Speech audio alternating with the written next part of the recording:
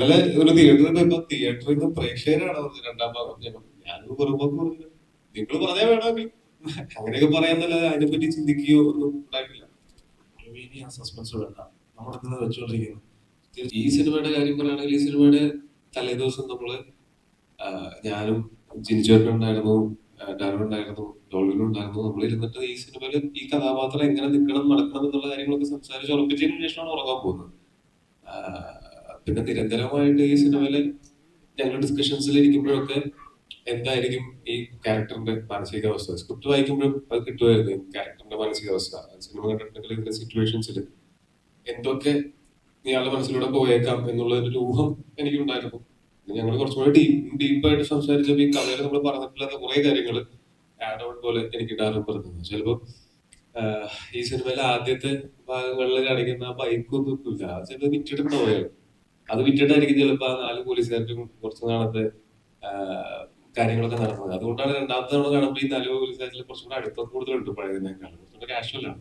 അപ്പൊ ഇങ്ങനെ നമ്മള് സിനിമയില് ഡീറ്റെയിൽഡ് ആയിട്ട് പറഞ്ഞിട്ടില്ലാത്ത ഇവരുടെ പേഴ്സണൽ ലൈഫ് വരെ ഞങ്ങളുടെ ഡിസ്കഷൻസിൽ ഉണ്ടായിരുന്നു. അതിന്റെ റിഫ്ലക്ഷൻസ് ഈ പറഞ്ഞ 2 കാലഘട്ടത്തിൽ ഒരു 6 മാസത്തെ ഡിഫറൻസ് ഉണ്ട്. പക്ഷെ അതിലും കാണിക്കാനായിട്ട് അങ്ങനെ ഞങ്ങളൊരു ബാക്ക് സ്റ്റോറി എല്ലാ ക്യാരക്ടേഴ്സിനും ഒക്കെ ഉണ്ടായിരുന്നു.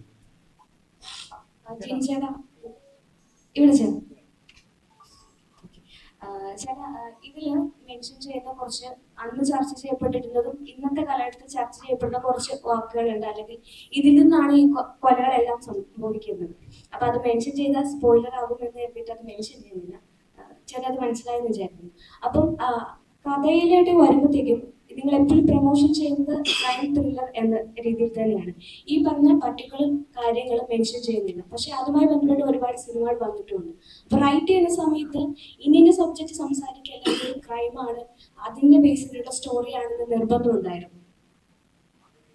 അല്ല, ഇതിപ്പം താങ്കൾ എന്നോട് ഈ ചോദ്യം ചോദിച്ചതുകൊണ്ടാണ് അതിന്റെ ഉത്തരം. ഇത് നിങ്ങൾ സംസാരിക്കേണ്ട കാര്യമാണ്. നമ്മൾ ഇതിനെ ഒരു ക്രൈം ത്രില്ലർ എന്ന് പറഞ്ഞ് പ്രസന്റ് ചെയ്ത് കഴിയും. നിങ്ങൾക്ക് അതിനകത്തുനിന്ന് നമ്മൾ അതിനകത്ത് വെച്ചിരിക്കുന്ന ചില കാര്യങ്ങൾ അത് ആ കാലഘട്ടത്തിലുമുണ്ട്, അത് അതിനു മുമ്പും ഉണ്ടായിട്ടുണ്ട്, ഇപ്പോഴും ഉണ്ട് എന്നുള്ളത് മാറാതെ നിൽക്കുന്നു എന്നുള്ളത് ഇത് കാണുന്ന നിങ്ങൾ ഓരോരുത്തരും തിരിച്ചറിയേണ്ടത്, ഇത് കാണുന്ന ഓഡിയൻസ് മനസ്സിലാക്കേണ്ടതായ കാര്യമാണ്.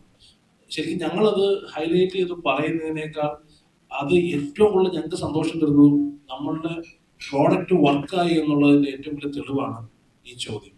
അതുകൊണ്ട് അത് കാണുന്ന ആളുകളുടെ മനസ്സിൽ ആ ഒരു പെയിനുമായിട്ട് ഇതൊക്കെ അന്നും ഉണ്ടല്ലോ, ഇപ്പോഴും ഉണ്ടല്ലോ, നാളെയും ഉണ്ടാകുമല്ലോ എന്ന ആശങ്കയോടുകൂടി നിൽക്കുന്നതാണ് അതിനകത്ത് പറയാതെ പറയുന്ന ക്രാഫ്റ്റ് എന്ന് പറയുന്നത്.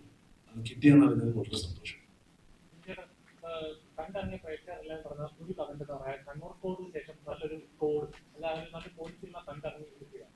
ഇത് പടം എൻഡ് ചെയ്യുന്നത് അങ്ങനെ ഒരു ഇതിലാണ്. കാരണം ഇനി ഒരു നല്ലൊരു കേസിന് വേണ്ടി ആ കോഡ് വെയിറ്റ് ചെയ്യുന്നത്. രണ്ടാം ഭാഗം പ്രേക്ഷകർക്ക് പ്രതീക്ഷിക്കാമോ? ചോദ്യം എന്താ പറഞ്ഞു, പ്രതീക്ഷിക്കാമോ? അങ്ങനെ ഒരു പ്ലാൻ ഞങ്ങളെ മനസ്സിൽ ഇല്ല. ഇപ്പൊ ഇന്നലെ ഒരു തിയേറ്ററിൽ പോയപ്പോ തിയേറ്ററിൽ നിന്ന് പ്രേക്ഷകരാണ് പറഞ്ഞത് രണ്ടാം ഭാഗം ഞാനൊരു പുറമ്പോക്ക് പറഞ്ഞു. നിങ്ങൾ പറഞ്ഞാൽ വേണമെങ്കിൽ അങ്ങനെയൊക്കെ പറയാന്നല്ലാതെ അതിനെപ്പറ്റി ചിന്തിക്കുകയോ ഒന്നും ഉണ്ടായിട്ടില്ല. ഇനി ആ സസ്പെൻസ് വേണ്ട, നമ്മുടെ വെച്ചുകൊണ്ടിരിക്കുന്നു. തീർച്ചയായും രണ്ടാം ഭാഗം ഉണ്ടാവും.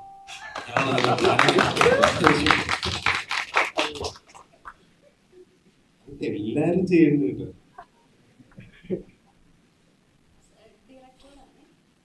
സാറിന്റെ ആദ്യത്തെ സിനിമയാണ്, ഇതുവരെയും ആരെയും അസിസ്റ്റ് ചെയ്തിട്ടില്ല. ഫസ്റ്റ് സിനിമ ഇത്ര വലിയൊരു ക്രൂവിന്റെ കൂടെ അങ്ങനെ പറഞ്ഞു.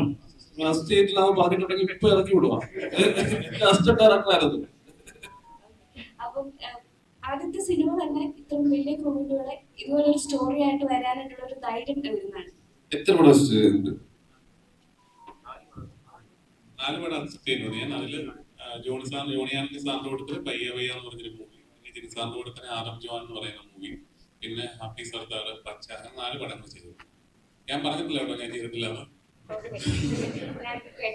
ഇത് ജ്യോതി എനിക്ക് മനസ്സിലായത് ഈ സിനിമ ചെയ്യാൻ സബ്ജക്ട് തന്നെയാണ്. നമ്മൾ ആദ്യമായിട്ട് സിനിമ നമുക്ക് ഇഷ്ടപ്പെട്ട് ചെയ്യാന്ന് പറയുന്നത് അതിന്റെ സബ്ജക്റ്റിനെ ഡിപെൻഡ് ചെയ്തിട്ടാണ്. അപ്പൊ അത് കേട്ടപ്പോൾ ഒരു 80s 90s ഒരു സിനിമ, അപ്പൊ ഒരു ഡയറക്ടർ സബ്ജക്ട് നമുക്ക് ഭയങ്കര കോൺഫിഡന്റ് ആയിട്ട് തോന്നി.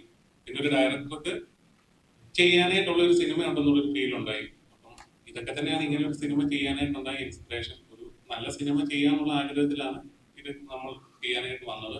അതായിരുന്നു ഈ സിനിമയിലുണ്ടായിരുന്ന നമ്മുടെ ഇൻട്രസ്റ്റ്.